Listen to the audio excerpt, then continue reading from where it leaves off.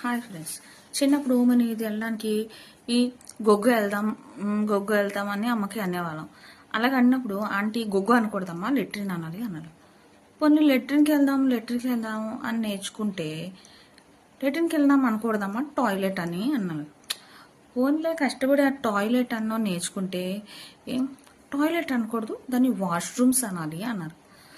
బాబోయ్ అనుకుంటూ ఏంటో ఇంగ్లీష్ అనుకుంటూ వాష్రూమ్ అని నేర్చుకుంటే ఇప్పుడు వాష్రూమ్ అనకూడదంట, రెస్ట్ రూమ్ అనాలంట. ఇప్పుడు రెస్ట్ రూమ్ అని నేర్చుకున్నాం. రెస్ట్ రూమ్ అని నేర్చుకుని మేము ఒక రెస్టారెంట్కి వెళ్తే అక్కడ వెయిటర్ అడిగాం, బాబు ఇక్కడ రెస్ట్ రూమ్స్ ఎక్కడ ఉన్నాయంటే ఆడ మొహం అదలోకి పెట్టి బైట్స్ ఉన్నాయని అన్నాడు అనమాట. ఆడ ఫేస్ చూసి అర్థమైంది మాకు బాత్రూమ్స్ బయట ఉన్నాయని. అప్పుడు బయటికి వెళ్తే అక్కడ అని నేర్చుకున్నాం కదా. రోజు మా ఫ్రెండ్ ఇంటికి వెళ్తే వాళ్ళ ఇంటికి వెళ్తే మీ లూస్ వాడుకోవచ్చా అని అడిగాను. లూస్ ఏటా అని చెప్పి మొహం అదోలా పెట్టి లూస్ కాదంట, పౌడర్ రూమ్స్ అనాలంట. ఏంటో ఇంగ్లీష్, నేను ఇవేవి అన్నాను, నేను గొగ్గయ్య అంటాను.